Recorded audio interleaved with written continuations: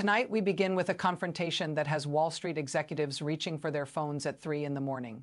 A confrontation that Federal Reserve insiders say they never thought they would witness. A confrontation between the President of the United States and the one man standing between the American economy and what economists are calling potential catastrophe. Jerome Powell has made his decision. He's fighting back, and sources say Donald Trump is furious.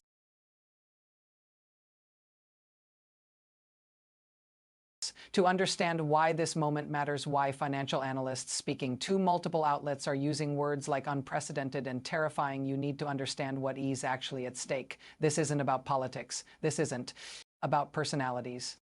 This isn't about who wins a news cycle or who gets the better headline. This is about the American economy, your savings account, your retirement fund, your mortgage rate, the price you pay for groceries, for gas, for everything. All of it, every single dollar you have and every dollar you hope to earn depends on something most Americans never think about: the independence of the Federal Reserve. For over a century, that independence has been sacrosanct, protected, defended by presidents of both parties who understood that political manipulation of monetary policy leads to one place and one place only: economic disaster.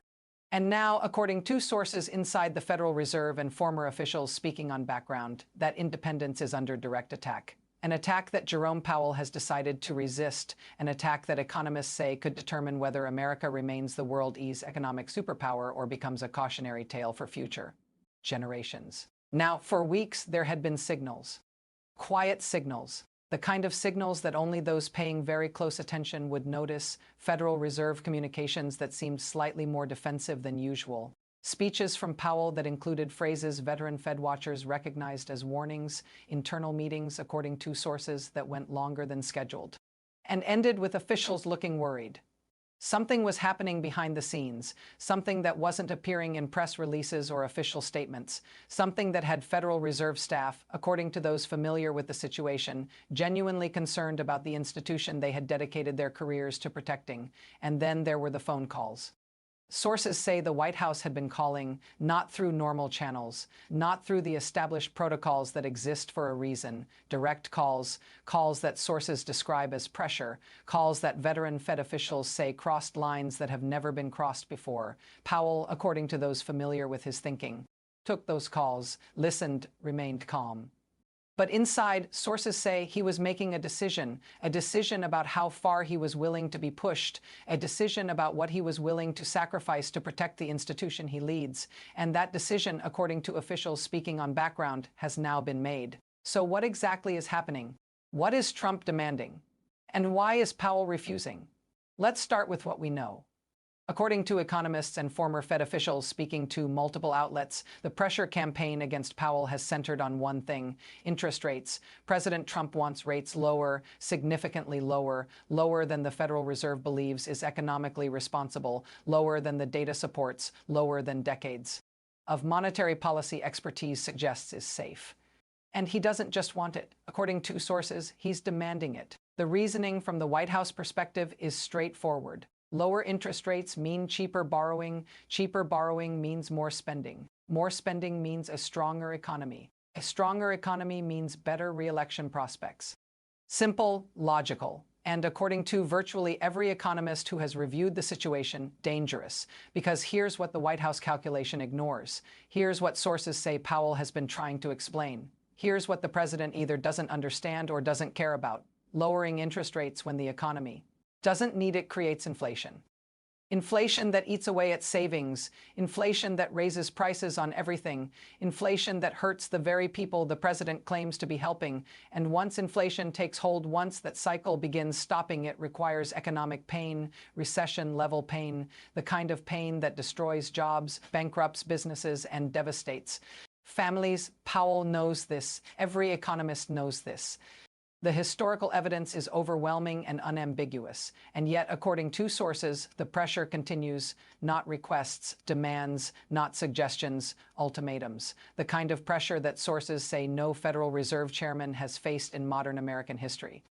So how is Powell fighting back? What is he actually doing to resist this pressure?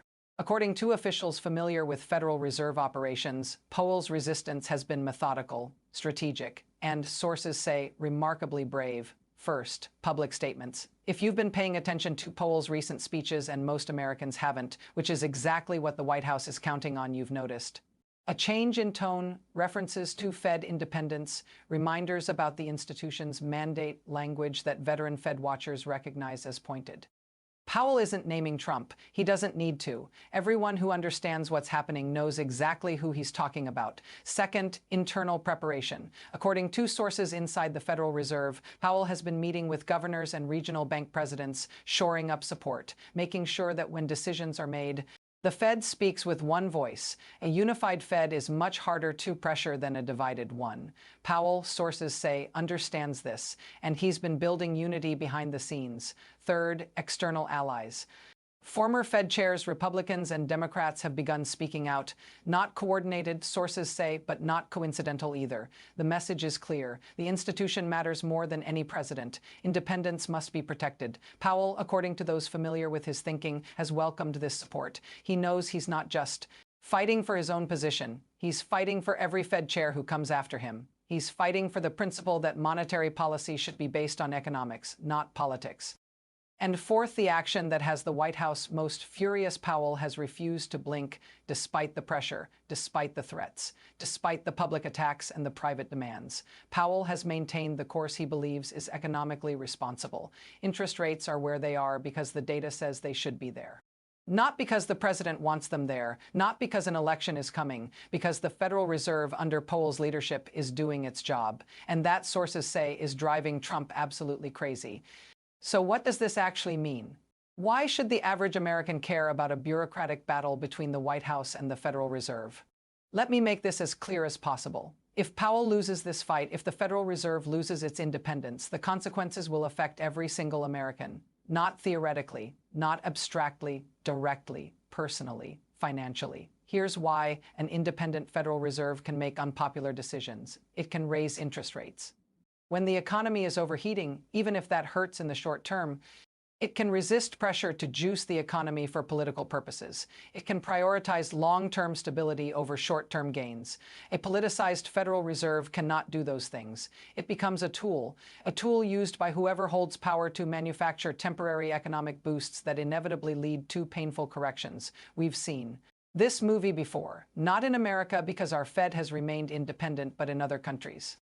Countries where presidents controlled the central bank, countries where monetary policy served political interests, countries where the currency collapsed, where inflation spiraled, where ordinary people watched their savings become worthless. Argentina, Venezuela, Zimbabwe, Turkey. These aren't abstract examples. These are real countries where real people suffered real consequences because their central banks became political instruments. And according to economists speaking to multiple outlets, that's exactly what's at risk here. Not tomorrow, not all at once, but incrementally, progressively.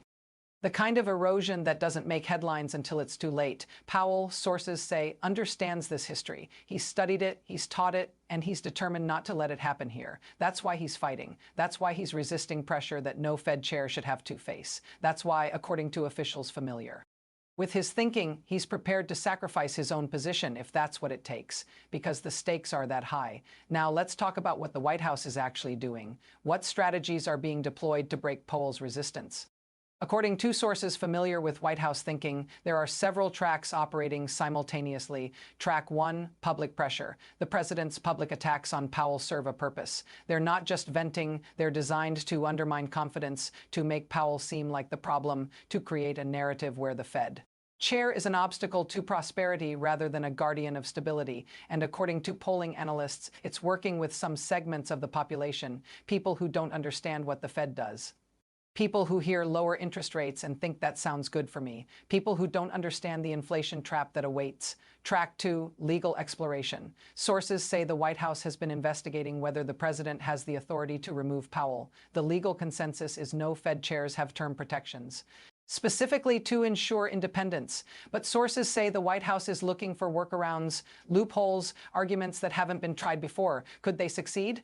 Legal experts speaking to multiple outlets say it's unlikely. But the fact that they are trying, the fact that this is even being explored, tells you how serious the pressure campaign is. Track 3, board composition. The president nominates Fed governors. And according to sources, the White House has been focused on finding nominees who will be more sympathetic to presidential preferences, more willing to challenge Powell, more open to political considerations in monetary policy.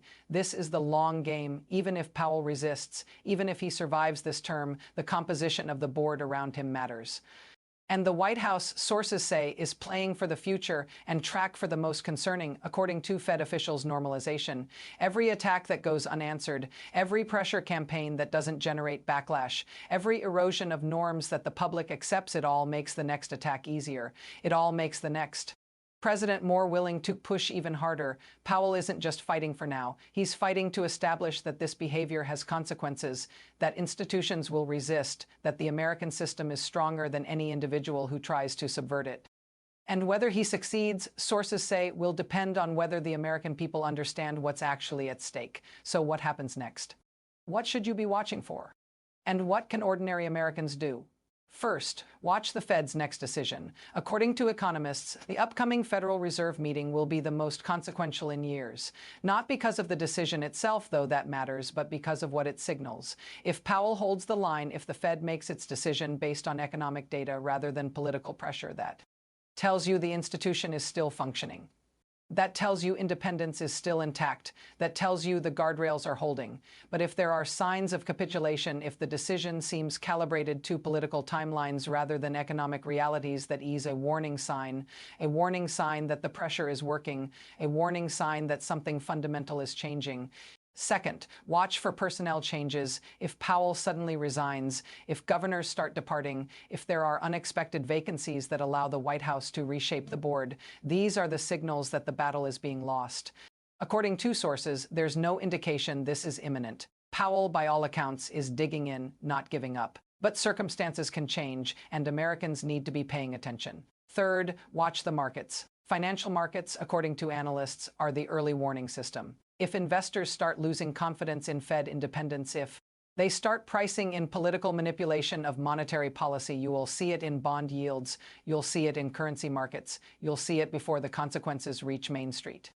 These signals matter. They're not just numbers on a screen, they're predictions about the future. And right now, according to market analysts, those predictions are getting more concerning. And fourth, understand your own power. Members of Congress confirm Fed nominees. Members of Congress set the legal framework that protects Fed independence. Members of Congress answer to voters. If Americans make clear that they value an independent Federal Reserve, if they make clear that they understand what is at stake, that changes the political calculation. That makes it harder for the White House to pressure. That makes it easier for Powell to resist. Your voice matters. Your understanding matters. Your willingness to pay attention to something that seems technical and boring but is actually fundamental to your economic future, that matters. Jerome Powell didn't ask for this fight. He's a technocrat, not a politician. A man who spent his career in finance and public service, not in the arena of partisan combat, but the fight came to him. And according to everyone who knows him, everyone who has watched him operate in these unprecedented circumstances, he's not backing down because he understands what most Americans don't. He understands that the independence of the Federal Reserve isn't an abstraction. It isn't a policy preference. It isn't something that matters. Only to economists and financial professionals. It's the foundation of stable prices, the foundation of a currency that holds its value, the foundation of an economy that works for ordinary people rather than serving political interests.